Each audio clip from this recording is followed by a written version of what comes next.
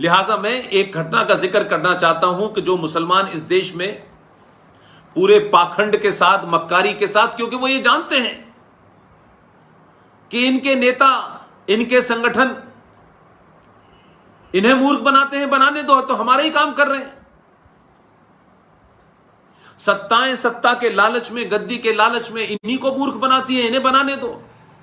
तो हमारे यहां तो सत्ताओं ने उन जिहादियों का, उन इस्लामिक आतंकवादियों का, उन मुसलमान मुगलों का जिन्होंने इस देश में रेप किए, मर्डर किए, हमारी सभ्यता को लूटा, संस्कृति को लूटा, आज हमारे यहां महिमा मंडित करने की कोशिश की जाती है और हम उस पर सवाल नहीं खड़ा करते। और खासतौर से एक ऐसा समाज, एक सनातनी समाज जो जिसके इतिहास में शास्त्र, शस्त्र और बातचीत जिसको कहते हैं शास्त्रार्थ, तो शस्त्र, शास्त्र और शास्त्रार्थ ये तो हमारी परंपरा है, हम उस पर डिबेट करते हैं। आज वो समाज सच बोलने से डरता है, शास्त्रार्थ नहीं करता, खुले में चुनौती नहीं देता। क्यों? क्योंकि सत्ता का लालच और सरवाइव करने का जो बीमारी हमें लगी हुई है, इसलिए हम भारत राष्ट्र के टुकड़े होने दिए, 21 लाख लोगों को मरने दिया। उसके बाद फिर हमने 1946 की घटना से लेकर कोई सबक नहीं सीखा। हमने 16 अगस्त 1946 को बंगाल में एक जिहादी मुसलमान सैयद सोहरावर्दी द्वारा एक तरफा, वहां का वो मुख्यमंत्री था, उसने कैसे हुक्म दिया और डायरेक्ट एक्शन के चलते 15 लाख हिंदुओं का नरसंहार हुआ। हमने इतिहास में भुला दिया। अगर ये हमें याद रहता तो हम ये गलती ना करते दोबारा। 1946 में जो गलती हुई हम उसको दोहराते नहीं, और हमारी खामोशी और हमारे लालच ने उन लोगों को दोबारा से मौका दे दिया कि वो 1946 की घटना को भुला देना चाहते हैं, उसका जिक्र नहीं करना चाहते। और क्योंकि आप भूल गए, लिहाजा उन्होंने दोबारा से 1946 के हालात पैदा कर दिए आपके सामने। अब आप चाहते हैं सरकार करे, पुलिस करे, फौज करे। यह ध्यान रखिएगा। हमने 16 अगस्त 1946 को बंगाल में एक जिहादी मुसलमान सैयद सोहरावर्दी द्वारा एक तरफा, वहां का वो मुख्यमंत्री था, उसने कैसे हुक्म दिया और डायरेक्ट एक्शन के चलते 15 लाख हिंदुओं का नरसंहार हुआ। हमने इतिहास में भुला दिया। अगर ये हमें याद रहता तो हम ये गलती ना करते दोबारा। 1946 में जो गलती हुई हम उसको दोहराते नहीं, और हमारी खामोशी और हमारे लालच ने उन लोगों को दोबारा से मौका दे दिया कि वो 1946 की घटना को भुला देना चाहते हैं, उसका जिक्र नहीं करना चाहते।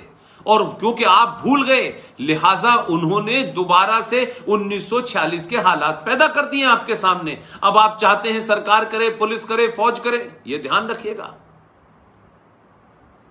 सरकारें राज्य को चलाने आती हैं।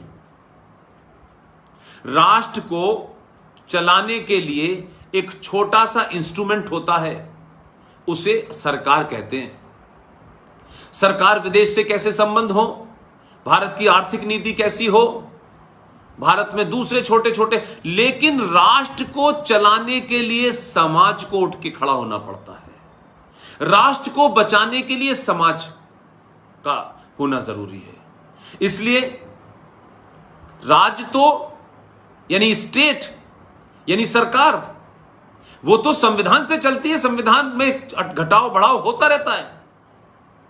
आज ये बना दिया, आज ये अमेंडमेंट कर दिया, लेकिन राष्ट्र चलाने के लिए कोई संविधान नहीं होता। राष्ट्र की चलने के लिए सदियों पुरानी उसकी जो परंपराएं हैं, जो उसके आदर्श हैं, जो उसके मूल्य हैं, जो उसकी पहचान है, उससे राष्ट्र चलता है। जनगण पढ़ना किसी सार्वजनिक फंक्शन में या किसी सरकारी फंक्शन में वो संवैधानिक बाध्यता है, लेकिन दीपिका को प्रज्वलित करना, उस दीप को जलाना, उसको रोशन करना और फिर सरस्वती वंदना गाना, यह राष्ट्र की पहचान है। इसलिए 1946 में जो भूल आपने की, आपके लोगों ने और खासतौर से सरदार पटेल ने तो 1948 3 जनवरी 1948 को चिल्ला चिल्ला के बताया। मेरे गुजरात के दोस्तों, पूरे देश भर के युवाओं, आपने वो स्पीच आज मौजूद है। अरे जब हम थे, जब हमारे पैदा हुए 65 में, तब से लेकर अब तक उस स्पीच को सुनने का मौका नहीं मिला। वो आर्काइव में रखी हुई थी, क्योंकि उस वक्त तो सत्ताधारी ऐसे लोग थे, ऐसे तानाशाह थे जो आज बड़े लोकतंत्र की बात कर रहे हैं, उनके नकली वारिस के एक प्रधानमंत्री के बेटे की एक दोस्त थी, बहुत क्लोज, उनके जन्मदिन पर प्रधानमंत्री के वो साहबजादे चाहते थे कि भारतीय फिल्म इंडस्ट्री का एक बहुत प्रबल, बहुत खूबसूरत आवाज का मालिक किशोर कुमार आए और उनकी जो दोस्त हैं उसकी बर्थडे में गाना गाए। लेकिन किशोर कुमार ने कहा, मैं कोई पार्टी और शादियों में गाने वाला गवैया नहीं हूं। उसने मना कर दिया। तो गुस्से में प्रधानमंत्री के पुत्र थे भाई, सुपर प्रधानमंत्री थे, ऑल इंडिया रेडियो से किशोर कुमार के गाने न बजे, इस पे बैन लगवा दिया। लेकिन आज आप खुशनसीब हैं, अपनी ताकत को समझिए, अपने आसपास का जो आज माहौल है, अपने आप को महसूस कीजिए कि आज आप कितने सुरक्षित हैं। आज आपको अपनी बात कहने से कोई नहीं रोक सकता है। आज आपके पास बात कहने के लिए अगर अखबार जगह नहीं देता है, टेलीविजन आपको नहीं बुलाता है, तब भी मेरे और आपके बीच में आज संवाद हो रहा है। हजारों लोग सुन रहे हैं, युवा सुन रहे हैं। इसके बाद ये कहां कहां जाएगा वो भी सुनेंगे, लेकिन संपर्क है, आमने सामने हम लोग बात कर पा रहे हैं। मैं जो चीजों को सही समझता हूं, जिनके पास तर्क है, लॉजिक है, संवैधानिक चीजें हैं, उनको मैं आपके सामने रखता हूं। तो आप मेरी बात सुन पा रहे हैं कि नहीं सुन पा रहे हैं? इसीलिए जब आप कोई बात कहेंगे तो मैं सुन पाऊंगा।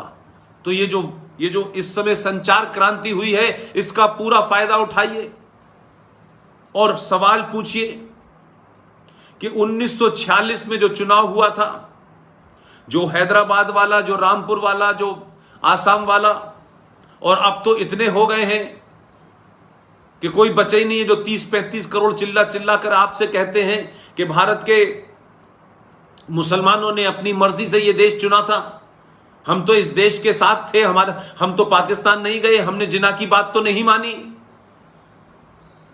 उनको आईना दिखाइए, उनको उनके मुंह पे पुती हुई कालिक दिखाइए, और वो कालिक आपको अपने हाथ से पोतने की जरूरत नहीं है।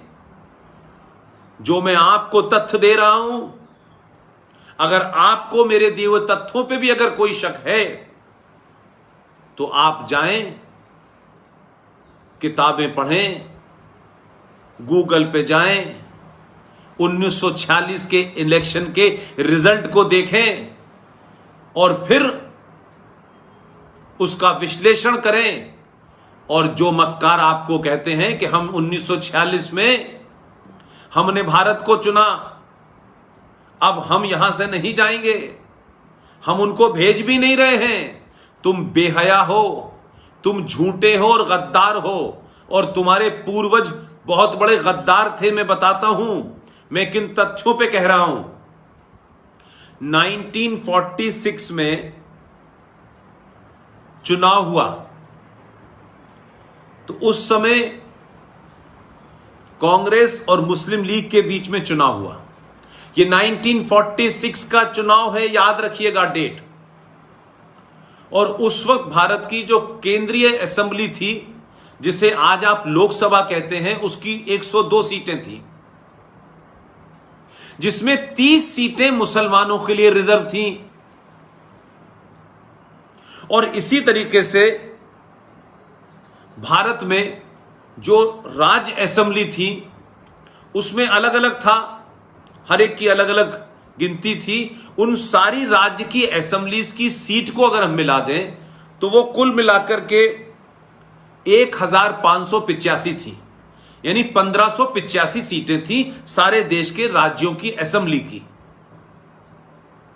उन 1585 में से 492 सीटें मुसलमानों के लिए रिजर्व थी। चुनाव हुआ, चुनाव में मुस्लिम लीग का नारा क्या था और कांग्रेस का नारा क्या था? कांग्रेस कह रही थी, ये वो कांग्रेस जिसने सब कुछ चुपचाप देश को बगैर बताए पाकिस्तान बनाने की मांग को स्वीकार कर चुकी थी। बीबीसी के अपने इंटरव्यू में जवाहरलाल नेहरू आज के जमाने में आज के युवा पीढ़ी के सामने एक्सपोज हो गए। चुपचाप कांग्रेस को बताए शिमला गए थे, अपनी कमजोरियों के चलते ब्लैकमेल हुए और वहां साइन भी कराए। 1946 में कांग्रेस क्या झूठ बोल रही थी?